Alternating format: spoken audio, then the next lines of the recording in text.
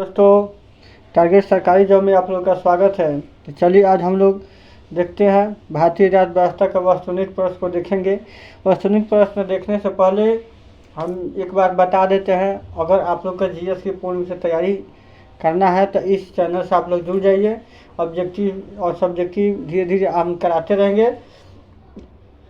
जो आप लोग इस से जुड़ जाइए, इस चैनल का जो नाम है टारगेट सरकारी जॉब, और इस चैनल से जुड़ के आप लोग बेहतर जीएस कर सकते हैं। पटना का सबसे मशहूर कोचिंग सेंटर जो दरोगा फैक्ट्री के नाम से जाना जाता है, उसी का आज पॉलिटिक सेट हम करा रहे हैं, यानी पॉलिटी का पॉलिटिक सेट हम कराएंगे। क्या होगा? ज्ञान बिंदु जीएस अकेडमी, ये जो है पटना में स्थित है, और इसके डायरेक्टर जो है फाउंडर है रोशन आनंद सर और बीटू झा, मिलकर इन लोग को क्लास को चलाते हैं। चलिए आज हम लोग देखेंगे क्वेश्चन को। सबसे पहले क्वेश्चन हम क्या देखेंगे? संविधान की प्रस्तावना। क्या देखेंगे? संविधान की प्रस्तावना का क्वेश्चन को देखेंगे कि संविधान की प्रस्तावना है क्या। ठीक है, तो अब हम लोग क्वेश्चन को देखेंगे, संविधान की प्रस्तावना। अब चलिए हम क्वेश्चन को स्टार्ट करते हैं। अगर इस चैनल से अगर नहीं जुड़े हैं तो जुड़ जाइए और चैनल को सब्सक्राइब कीजिए और अपने दोस्तों के पास शेयर कीजिए। चलिए क्वेश्चन हम देखते हैं क्या कहता है संविधान की प्रस्तावना। प्रस्तावना को सर्वप्रथम किस देश के संविधान में सम्मिलित किया गया है? ये किया है क्या है? प्रस्तावना को सर्वप्रथम किस देश की संविधान में सम्मिलित किया गया है? इसका आंसर क्या हो जाएगा? ये हो जाएगा। क्या हो जाएगा? अमेरिका। क्या हो जाएगा? आंसर क्या हो जाएगा? अमेरिका हो जाएगा। फिर हम 2 नंबर क्वेश्चन देखते हैं कि निम्नलिखित में से किसने प्रस्तावना को संविधान का परिचय पत्र कहा है? संविधान को परिचय पत्र किसने कहा है? संविधान को परिचय पत्र किसने कहा है? एन पालकी वाला। क्या हो जाएगा? इसका आंसर क्या हो जाएगा? D number. क्या हो जाएगा? एन पालकी वाला। क्या हो जाएगा? इसका आंसर डी नंबर हो जाएगा। क्या हो जाएगा? इसका आंसर क्या हो जाएगा? D number. इसका आंसर क्या हो जाएगा? डी नंबर हो जाएगा। क्या हो जाएगा? एन पालकी वाला। इसका आंसर क्या हो जाएगा? डी नंबर, एन पालकी वाला। हम 3 नंबर क्वेश्चन को देखते हैं। भारतीय संविधान की प्रस्तावना निम्नलिखित में से किसके द्वारा बनाए गए एवं संविधान सभा में पेश किए गए थे? किसके द्वारा बनाए गए थे? पंडित जवाहरलाल नेहरू द्वारा। इसका आंसर क्या हो जाएगा? पंडित जवाहरलाल नेहरू, यानी सी नंबर आंसर हो जाएगा। क्या हो जाएगा? सी नंबर आंसर हो जाएगा। फिर हम 4 नंबर क्वेश्चन देखते हैं। भारतीय संविधान की प्रस्तावना को किस संविधान संशोधन द्वारा संशोधित किया गया है? किस संविधान संशोधन द्वारा संशोधित किया गया था? तो 42वें संविधान संशोधन 1976। क्या हो जाएगा? 42वें संविधान संशोधन 1976, यानी बी नंबर। आंसर क्या हो जाएगा? बी नंबर हो जाएगा। ठीक है, अब हम देखते हैं 5 नंबर क्वेश्चन देखते हैं। 5 नंबर क्वेश्चन क्या कह रहा है? प्रस्तावना में 42वें संविधान संशोधन द्वारा कौन सा शब्द जोड़ा गया था? क्या जोड़ा गया था? कौन सा शब्द नहीं जोड़ा गया था? कौन सा शब्द नहीं जोड़ा गया था? तो बंधुता शब्द नहीं जोड़ा गया था। क्या हो जाएगा? बंधुता शब्द नहीं जोड़ा गया था। क्या है? बंधुता शब्द नहीं जोड़ा गया था। ठीक है, अब हम लोग देख लेते हैं 6 नंबर क्वेश्चन। प्रस्तावना में किस प्रकार की न्याय की चर्चा की गई है? क्या कहता है क्वेश्चन? हाँ, प्रस्तावना में कितने प्रकार की न्याय की चर्चा की गई है? तो न्याय की चर्चा कितने प्रकार की गई है? तो 3 प्रकार के। इसका आंसर क्या हो जाएगा? सी। कितना प्रकार की न्याय की चर्चा की गई है? 3 प्रकार के। इसका आंसर क्या हो जाएगा? सी। प्रस्तावना में कितने प्रकार की स्वतंत्रता की चर्चा की गई है? तो 5 प्रकार का। इसका आंसर क्या हो जाएगा? कितना आंसर हो जाएगा? ए। इसका आंसर क्या हो जाएगा? ये 5 प्रकार की चर्चा की स्वतंत्रता की उल्लेख किया गया है प्रस्तावना में। ठीक है, अब हम लोग देख लेते हैं 8 नंबर क्वेश्चन। 8 नंबर क्वेश्चन क्या कह रहा है? 8 नंबर क्वेश्चन देखेंगे, प्रस्तावना में कितने प्रकार की समानता का उल्लेख किया गया है? तो इसका आंसर क्या हो जाएगा? डू हो जाएगा। क्या हो जाएगा? समानता का जो उल्लेख किया गया है, ए नंबर आंसर हो जाएगा। इसका आंसर क्या हो जाएगा? डू हो जाएगा। प्रस्तावना में निम्नलिखित में से किस प्रकार की स्वतंत्रता का उल्लेख नहीं की गई है? किस प्रकार की स्वतंत्रता का उल्लेख नहीं की गई है? तो इसका आंसर क्या हो जाएगा? डी। इसका आंसर क्या है? समानता का उल्लेख नहीं किया गया है। विचार, अभिव्यक्ति, विश्वास, धर्म और उपासना की स्वतंत्रता का उल्लेख किया गया है, यानी 5 प्रकार की स्वतंत्रता का उल्लेख किया गया है। एक समता का उल्लेख नहीं किया गया है। अब 10 नंबर क्वेश्चन देखेंगे। 10 नंबर क्वेश्चन कह रहा है, प्रस्तावना में दिए गए शब्दों का सही क्रम क्या है? इसका लगता है इसका सही क्रम क्या है? इसका सही क्रम क्या है? तो देखते हैं हम भारत को एक संपूर्ण प्रभुत्व संपन्न समाजवाद रंगपंथी की, अगर ये आप लोग का याद है तो आप लोग इसको क्लियर कर सकते हैं। इसमें से सबसे पहले संपूर्ण संप्रभुत्व संपन्न होगा, तो इसमें से ऑप्शन कोई नहीं होगा। क्या हो जाएगा? इसमें से कोई ऑप्शन नहीं होगा। क्या हो जाएगा? ये क्वेश्चन क्या हो गया? गलत हो गया। क्या हो गया? गलत हो गया। अब 11 नंबर क्वेश्चन देखेंगे हम लोग। तो 11 नंबर क्वेश्चन क्या कह रहा है? प्रस्तावना में किस न्याय की बात नहीं की गई है? क्या है? आर्थिक, राजनीतिक और सामाजिक न्याय की चर्चा की गई है प्रस्तावना में, और किसकी नहीं की गई है? तो 3 को दे दिया है। इसमें आंसर क्या हो जाएगा? इसका आंसर क्या हो जाएगा? डी हो जाएगा। जो इसमें पर्यावरणीय न्याय की चर्चा नहीं की गई है। क्या हो जाएगा? पर्यावरणीय न्याय की चर्चा नहीं की गई है। अब हम लोग देखेंगे 12 नंबर क्वेश्चन क्या कह रहा है। प्रस्तावना में उल्लिखित संप्रभुता शब्द का आशय क्या है? यानी संप्रभुता शब्द का अर्थ क्या होता है? क्या होता है? संप्रभुता शब्द का अर्थ क्या होता है? इसमें हम लोग बार बार से, भारत न तो किसी अन्य देश पर निर्भर है और ना ही किसी अन्य देश के डोमिनियन है। भारत के ऊपर और कोई शक्ति नहीं है और यह अपने मामलों का निस्तारण करने के लिए स्वतंत्र है। भारत किसी भी विदेशी राज्य का सीमा अधिग्रहण कर सकता है। इसका आंसर क्या हो जाएगा? उपयुक्त सभी। इसका आंसर क्या हो जाएगा? उपयुक्त सभी। इसका आंसर क्या हो जाएगा? D number. क्या हो जाएगा इसका आंसर? D number. संविधान की प्रस्तावना में समाजवादी शब्द का किस संविधान संशोधन द्वारा जोड़ा गया था? तो समाजवादी, पंथनिरपेक्ष और पंथनिरपेक्ष को क्या जोड़ा गया था? 42वें संविधान संशोधन 1976 के तहत इसको जोड़ा गया था। क्या 42वें संविधान संशोधन 1976 के तहत इसको जोड़ा गया था? अब हम लोग ये देख लिए।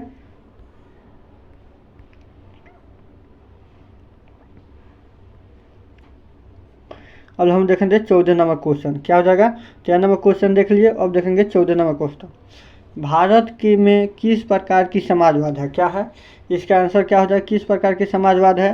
किस प्रकार की समाजवाद है? जो लोकतांत्रिक समाजवाद। भारत में किस प्रकार का समाजवाद है? लोकतांत्रिक समाजवाद। इसका आंसर क्या हो जाएगा? ये हो जाएगा। समाजवाद का वह रूप क्या कहलाता है जहां उत्पादन और वितरण के सभी साधनों का राष्ट्रीयकरण और निजीकरण, संपत्ति का उन्मूलन शामिल किया गया है? उसको हम लोग क्या कहते हैं? उसको हम लोग क्या कहते हैं? राज्य। इसका आंसर क्या हो जाएगा? ए नंबर। क्या हो जाएगा? इसका आंसर क्या हो जाएगा? राज्य मिश्रित समाजवाद। क्या होता है? राज्य आश्रित समाजवाद इसे कहते हैं। अब देखते हैं 16 नंबर। समाजवाद का वह स्वरूप जो मिश्रित अर्थव्यवस्था में आस्था रखता है उसे क्या कहलाता है? जो मिश्रित अर्थव्यवस्था में आस्था रखता है उसे हम क्या कहते हैं? इसको हम लोग देखेंगे। उसको हम क्या कहते हैं? लोकतांत्रिक समाजवाद। उसको हम क्या कहते हैं? इसका आंसर क्या हो जाएगा? B number. लोकतांत्रिक समाजवाद। इसका आंसर क्या हो जाएगा? B number. भारतीय समाजवाद किन 2 समाजवाद का मिश्रण है? क्या हो जाएगा इसका आंसर? भारतीय समाजवाद किन 2 समाजवाद का मिश्रण है? तो हम लोग देखते हैं भारतीय समाजवाद किन 2 समाजवाद का मिश्रण है।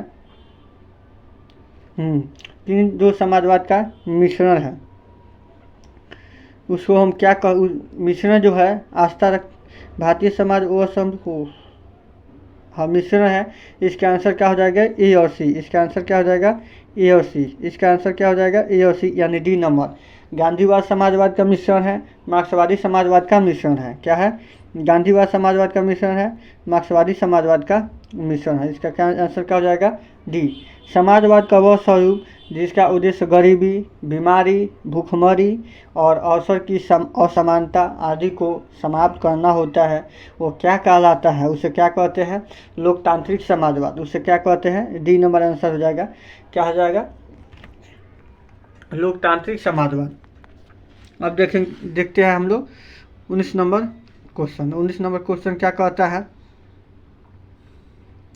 सब हम क्वेश्चन देखेंगे बारी बारी।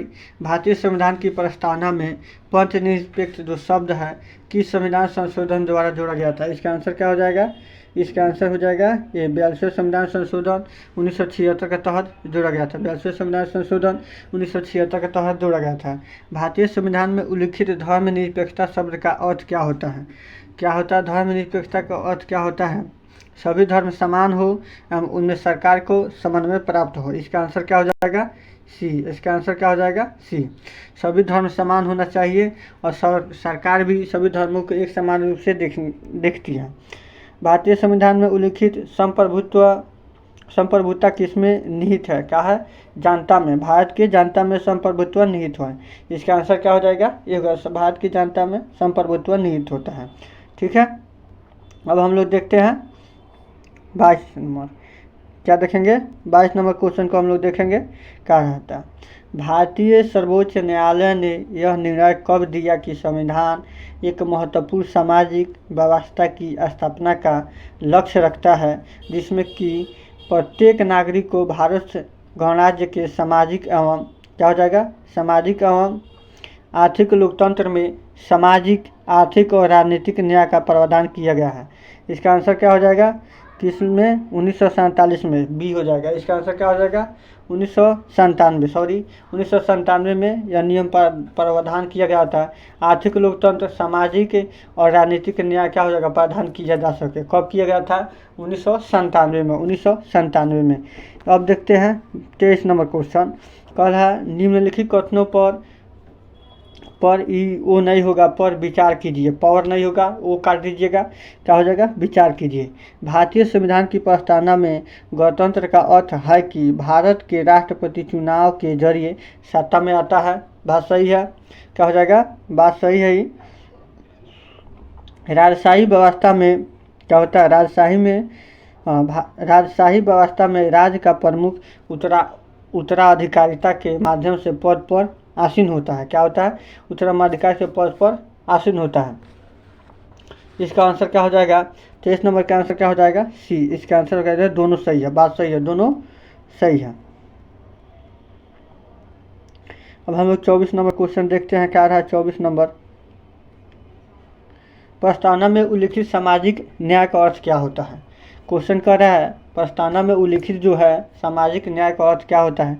हर व्यक्ति को समान राजनीतिक अधिकार प्राप्त होंगे। सही है। सही है। आर्थिक आधार पर किसी भी के साथ भेदभाव नहीं किए जाएंगे। ये भी सही है। हर व्यक्ति के साथ जाति, रंग, धर्म के आधार पर बिना भेदभाव किए समान व्यवहार किया जाएगा। ये भी सही है। 24 नंबर आंसर क्या हो जाएगा? इसमें न्याय का अर्थ क्या हो जाएगा? 24 नंबर आंसर क्या हो जाएगा? सी। क्या हो जाएगा? सी आंसर हो जाएगा। क्या हो जाएगा? इसका आंसर क्या हो जाएगा? सी। यानी जो कह रहा है प्रस्तावना में जो उल्लिखित समाज न्याय का अर्थ क्या होता है, तो हर व्यक्ति के जाति और रंग, धर्म, लिंग के आधार पर बिना भेदभाव किए समान व्यवहार होना चाहिए। क्या होना चाहिए? समान व्यवहार होना चाहिए। और 25 नंबर क्वेश्चन कह रहा है संविधान की प्रस्तावना में उल्लिखित आर्थिक न्याय का अर्थ क्या होता है? क्या होता है? उल्लिखित न्याय का आर्थिक का अर्थ क्या हो जाता है? अब हम बारी बारी देखेंगे। हर व्यक्ति को समान राजनीतिक अधिकार प्राप्त होंगे। नहीं। किसी भी व्यक्ति के साथ आर्थिक शोषण पर भेदभाव नहीं किया जाना सकता है। हाँ, यही होगा। क्या हो जाएगा? बी नंबर आंसर होगा। किसी भी व्यक्ति के साथ आर्थिक जो कारणों पर भेदभाव नहीं किया जा सकता है। क्या होता है? आर्थिक कारण में किसी प्रकार के कारण से भेदभाव नहीं किया जा सकता। तुम गोरा है, तुम काला है, तो तुम इस जाति का है, तो उस जाति का है, इसको किसी प्रकार का भेदभाव नहीं किया जा सकता। संविधान सबको समान रूप से देखने का प्रयास किया है। ठीक है, अब हम लोग देखेंगे 26 नंबर क्वेश्चन। 26 नंबर क्वेश्चन जो कह रहा है भारतीय संविधान की प्रस्तावना में सामाजिक, आर्थिक और राजनीतिक न्याय को कहाँ से लिया गया है? जो सामाजिक, जो आर्थिक और राजनीतिक न्याय है, इस शब्द को कहाँ से लिया गया है? कहाँ से लिया गया है? इसका आंसर क्या हो जाएगा? कहाँ से लिया गया? रूसी क्रांति से। इसका आंसर क्या हो जाएगा? रूसी क्रांति से लिया गया। क्या हो जाएगा? इसका आंसर क्या हो जाएगा? रूसी क्रांति से लिया गया है। अब देखते हैं कि स्वतंत्रता का स्पष्ट व्याख्या निम्नलिखित में से कौन सा कथन करता है? जो स्वतंत्रता है उसका स्पष्ट व्याख्या कौन करता है? इसको हम देखते हैं। लोगों की गतिविधियों पर किसी प्रकार की रोक टोक की अनुपस्थिति। सही बात है। इसका आंसर क्या हो जाएगा? यही है। लिखित व्याख्या यही कहता है व्यक्ति के विकास के लिए उपयुक्त अवसर नहीं, ये नहीं हो सकता है। लोगों को कुछ भी करने की छूट नहीं। क्या हो जाएगा? इसका आंसर क्या हो जाएगा? ए नंबर इसका आंसर हो जाएगा। क्या हो जाएगा? इसका ए नंबर आंसर हो जाएगा। ये जो ठीक है गलत है। ठीक है, आज हम देख लिए 28 क्वेश्चन देख लिए। कब देख लिए? 28 को क्वेश्चन देख लिए। अब 28 के बाद हम 29 नंबर क्वेश्चन देखेंगे। ठीक है, 28 नंबर क्वेश्चन क्या कह रहा है, भारतीय संविधान में उल्लिखित समता का अर्थ क्या होता है। चलिए 28 नंबर जो क्वेश्चन है कह रहा है कि भारतीय संविधान में उल्लिखित का अर्थ क्या होता है। भारतीय संविधान में समता का उल्लिखित का अर्थ क्या होता है। ठीक है, अब हम उसको देखते हैं कि क्या कहता है। इसका आंसर क्या हो जाएगा, ये समाज के किसी भी वर्ग के लिए विशेष अधिकारों की अनुपस्थिति होना। इसका आंसर क्या हो जाएगा, ए नंबर इसका आंसर हो जाएगा। क्या हो जाएगा, ए नंबर इसका आंसर हो जाएगा। ठीक है, इसका आंसर क्या हो जाएगा, ए नंबर। क्वेश्चन कर रहा है भारतीय संविधान में अखंडता शब्द जोड़ा गया था, कब जोड़ा गया था। अभी हम बताए अखंडता, पंथ निरपेक्ष और समाजवादी को ये भारतीय संविधान में 42वें संविधान संशोधन के तहत 1976 में जोड़ा गया था। इसका आंसर क्या हो जाएगा, 1976 की। इसका आंसर क्या हो जाएगा, 1976 के तहत इसको जोड़ा गया था। बहुत ही महत्वपूर्ण क्वेश्चन है। अखंडता और पंथ निरपेक्ष को संविधान में कब जोड़ा गया था, ये बार बार क्वेश्चन पूछता है। भारतीय संविधान में अखंडता शब्द किस संविधान संशोधन के द्वारा जोड़ा गया था, तो 42वें संविधान संशोधन। इसका आंसर क्या है, 42वें संविधान संशोधन के तहत अखंडता शब्द को जोड़ा गया था भारतीय संविधान में। ठीक है, अब देख सकते हैं 31 नंबर क्वेश्चन कर रहे हैं, किसके अनुसार व्यक्ति के गौरव का अर्थ होता है। क्या था, व्यक्ति के गौरव का अर्थ है कि संविधान न केवल वास्तविक रूप से भलाई तथा लोकतांत्रिक तंत्र की मौजूदगी सुरक्षित करता है, बल्कि यह भी माना जाता है कि हर व्यक्ति का व्यक्तित्व पवित्र है। क्या किसने कहा था, इसका आंसर क्या हो जाएगा, इसका आंसर जो होगा, इसका आंसर क्या हो जाएगा, के.एम. मुंशी ने कहा था। इसका आंसर क्या हो जाएगा, बी नंबर, के.एम. मुंशी ने कहा था। क्या कहा था, के.एम. मुंशी ने कहा था। ठीक है, अब हम लोग 32 नंबर क्वेश्चन देखते हैं। क्या देखते हैं, 32 नंबर क्वेश्चन देखते हैं। क्या कहता है, किसने कहा कि संविधान की प्रस्तावना हमारे दीर्घकालीन स्वप्न का विचार है। किसने कहा कि संविधान की प्रस्तावना हमारे दीर्घकालीन स्वप्न का विचार है, किसने कहा, अर्नेस्ट बर्कर ने। इसका आंसर क्या हो जाएगा, कहता है इसका आंसर क्या होता है, अल्लादी कृष्ण आयंकर ने। क्या होता है, अल्लादी कृष्ण आयंकर ने, अल्लादी कृष्ण आयंकर ने। क्या हो जाएगा, इसका आंसर क्या हो जाएगा, अल्लादी कृष्ण आयंकर ने, यानी बी नंबर आंसर हो जाएगा। कौन संविधान की प्रस्तावना लिखने वालों को राजनैतिक बुद्धिजीवी कहकर अपना सम्मान देते हैं, कौन से सम्मान देते हैं, किसने कहा था, अर्नेस्ट बर्कर ने, यानी ये आंसर क्या हो जाएगा, बी, अर्नेस्ट बर्कर ने। निम्नलिखित में से विद्वान थे जिन्होंने अपनी प्रसिद्ध पुस्तक जो लिखा पीपल्स